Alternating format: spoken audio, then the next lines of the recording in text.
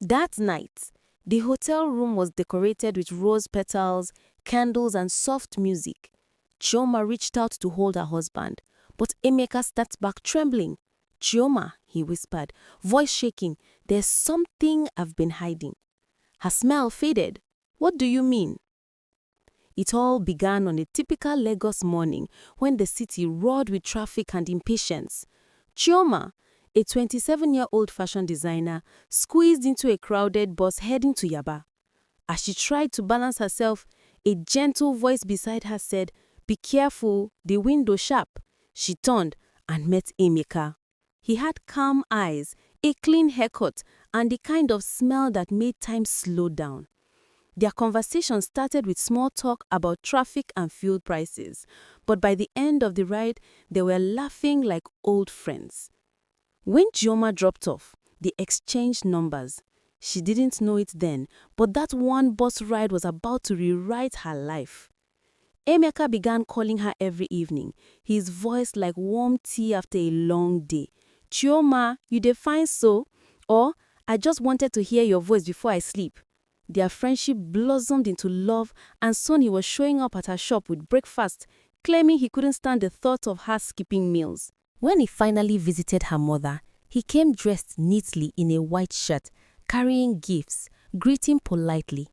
Mama Chioma couldn't stop smiling. "My daughter," she whispered later, "this one looks like husband material." Chioma blushed, unsure how love found her so fast.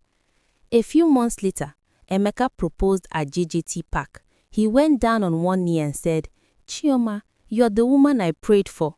Will you marry me?" She cried as people clapped, phones flashed, and strangers cheered. Their story, love that began on a Lagos bus, went viral on social media.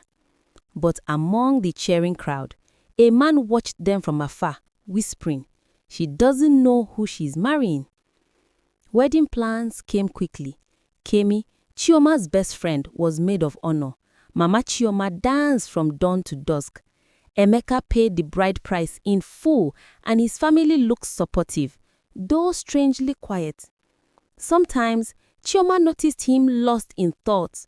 When she asked what was wrong, he'd smile and say, "Nothing, my love, just work stress." The night before the wedding, Chioma couldn't sleep.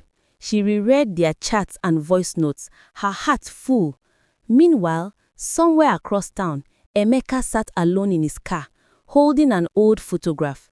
A single tear rolled down his cheek as he whispered, "God forgive me for what I'm about to do." Their wedding day was beautiful. Chioma's white gown glowed under the sun, her joy pure and childlike. Emeka looked proud, calm, and in love. During the reception, laughter filled the air until an old man in rags tried to walk into the compound. Security stopped him, but he shouted, "Chioma, you don't know who he truly is." People thought he was mad. Emeka froze for a moment, then forced a smile and continued dancing.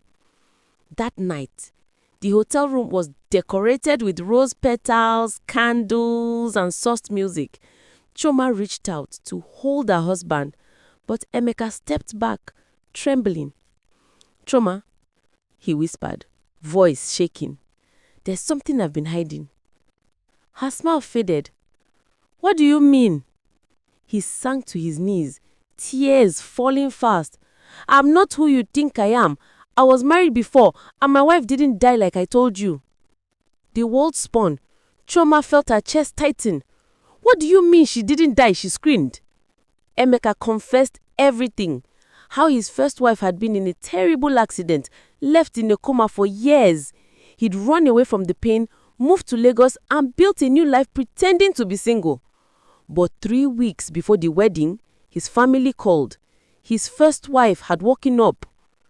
Chioma dropped to the floor, crying uncontrollably. "So all this time I was your escape," she shouted. Emeka tried to reach her, but she pushed him away and ran out barefoot into the night.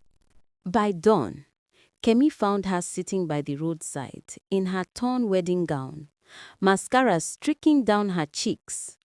"He used me, Temi. He broke me," she sobbed. Mama Chioma nearly fainted when she heard the news. "How can a man play my daughter like toy?" she cried. Emeka's family came to beg. His mother knelt before Chioma, saying, "He didn't mean to hurt you. He just couldn't choose between guilt and love." But Chioma said nothing. Her wedding ring sat cold and heavy on the table. Weeks later, she received a message. Emeka's first wife wanted to meet her. Out of pain and curiosity, she agreed. The woman was thin and weak, but her voice was soft. "Chioma," she said kindly, "he truly loves you. Don't hate him. He just didn't know how to stop running." That night, Chioma cried again, not out of anger, but confusion. How could love and lies live in the same heart? A few days later, a letter arrived. It was from Emeka. He had left Lagos, saying he needed peace. Inside the envelope was his wedding ring and a note that read, "You didn't deserve the lies, but you taught me what real love looks like. I hope you heal." Chioma wept for hours, but eventually, she smiled through her tears. The pain began to fade. Months passed. She reopened her fashion business and started healing. When Kemi teased, "So you go love again?"